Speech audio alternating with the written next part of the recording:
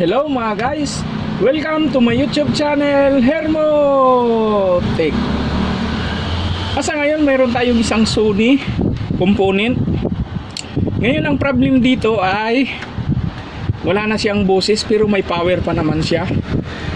Ang pagkasabi sa akin ng may-ari ay pinagawa na raw niya ito, pero nagawa naman, kaya lang hindi rin daw tumagal at nasira na naman. Ngayon sa mga ganitong case kasi pagka may display siya tapos walang sound, ang problema nito nasa sticky, yung pinaka-amplifier niya. Ngayon doon tayo magpo-focus mga guys at bubuksan na natin. Ayan, nabuksan ko na siya. Ngayon ito yung kanyang, tinanggal ko na yung kanyang sticky amplifier. Sa mga ganitong case kasi pagka sticky, kailangan ang speaker nito ay yung original niyang speaker. Hindi ito pwedeng salpakan ng mga speaker na malalaki kasi mag-overheat lang ito at saka masila nitong sticky. Halimbawa yung isang channel lang ang nasira, damay-damay na, hindi na siya mag-activate dahil sa speaker protector niya. Ngayon ang gagawin natin dito ay, minsan ko na itong ginawa, ay convert na lang natin to sa transistorize. Ngayon pagka transistorize ito, kahit na salpakan na ito ng mas malaking speaker, okay na. Sigurado ako hindi na siya babalik. Ngayon mayroon na ako ritong driver kit amplifier. Ito na siya.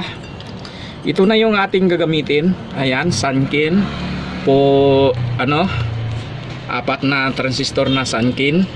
Ayan, binili ko lang ito sa online. Marami ito sa online. Ang price nito ay halos kasing price din doon sa sticky. Kaya lang ang kainaman kasi nito ay kahit anong gamit mo rito ay hindi na ito basta-basta na masisira. Ngayon simple lang naman ang pagkunik nito ay. Dito rin tayo kukuha ng power sa kanyang transformer. Tapos ito yung connection ng speaker. Dito pa rin yung speaker niya sa output niya. Tapos dadaan pa rin siya ng speaker protector. Itong relay niya andito sa baba kasi importante itong relay na ito, yung speaker protector niya, kasi once na nasira yung ating transistor, agad-agad yung ating relay ay hindi mag-activate. Kasi kung wala siyang relay na protector, pagka nasira yung ating transistor, sigurado sira yung ating speaker kasi nga papasok yung voltahe dito sa speaker. Yun ang kainaman ng ating protector relay. Ngayon nasupplyan ko na siya. Hindi ko na sa inyo pinakita yung paghinang dahil madali lang naman. Bali ito yung left and right speaker niya. Ngayon kinuni ko na roon. Tapos ito yung input niya, left and right. Tapos ground. Tapos ito yung supply niya. Supply niya ay negative, positive, ground. Ayan lang naman. Tapos ganun din yan dito sa ating sticky. Yun din ang supply niyan. Nandito lang din nakalagay ang supply niya. Ito yung ground, ito yung positive, ito yung negative. Tapos speaker na to. Ang kainaman lang nito may mute siya eh. Pwede mong i-mute sa remote. Ngayon itong ating Kuninok eh, wala na siyang mute. Pero hindi naman halos nagagamit yan. Ngayon naikunik ko na ito. Tapos yung filter niya, ito medyo mababa yung kanyang microfarad, 4,700. Ngayon nagpalit ako dito ng dalawa. Ito bali 10,000 UF na ito. Pinalitan ko lang siya para accurate dito sa ating driver kit na sinalpak na bago. Tapos pagkatapos nito ang susunod ay gusto pa niyang lalagyan ito ng USB player para sa maging Bluetooth siya. Ito nang ating i-connect. Ngayon hahanapan ko ng lugar ito kung saan to pwedeng i-connect. May kasamang remote ito. Ngayon kung magtatanong kayo kung saan ko to binili, sa online din, mura lang din. Ngayon susubukan na natin. Tapos ito siguro ilalagay ko na lang ito dito sa pinaka-cover niya. I-bolt na lang natin mamaya. Pero bago muna natin i-bolt ay kailangan i-test muna natin. Ayan. Ayan, naka-plug na siya. Ngayon ipa-power on ko na lang. Titingnan ko muna rito kung nag-power on na ba. Ayan, nag-power na siya. Ayan. Tapos naka-CD siya. Lalagyan natin ng USB player dito sa CD. Ayan. Tapos ito yung aking player. I-play natin. Ayan. Tapos subukan natin yung volume. Ayan na siya.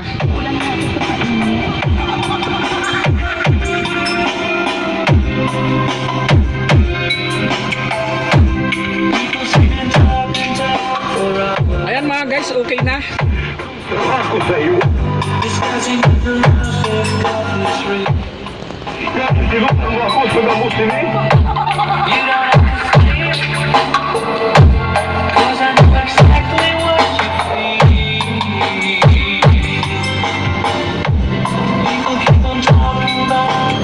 Ayan mga guys, medyo okay na rin yung tunog niya. Saka kainaman nito, kahit malaking speaker, pwede na.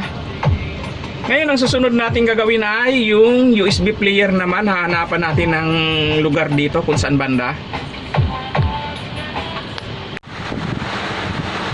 Ayan na mga guys, na-plaster ko na yung ating driver kit na amplifier. Nandito ko na siya kinunik sa pinakatakip niya.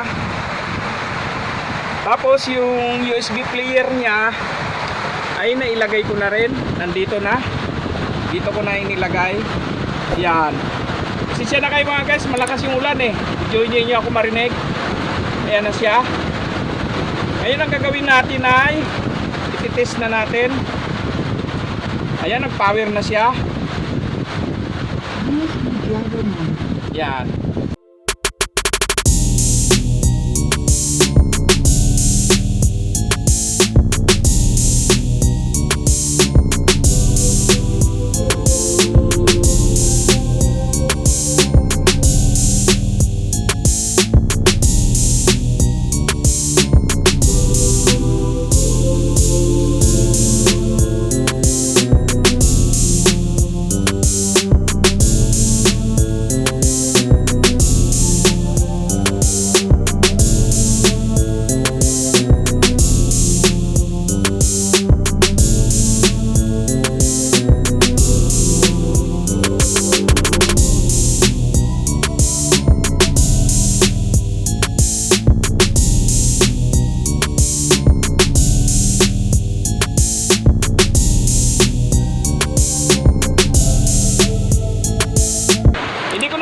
Sa inyo kung paano ko, madali lang naman, ini-screw ko lang dito sa pinakatakip niya, yung dito lang.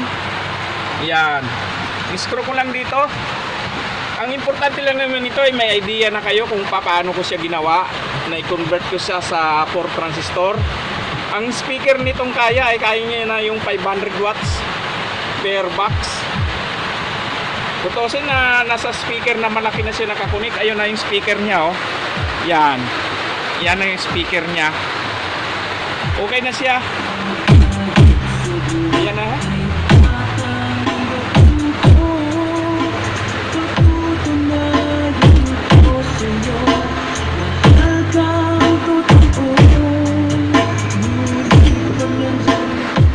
Ayan lang mga guys, at sana may natutunan kayo sa aking video, at maraming salamat sa inyong panonood, and please like, share, and subscribe to my YouTube channel for more upcoming video. Thank you.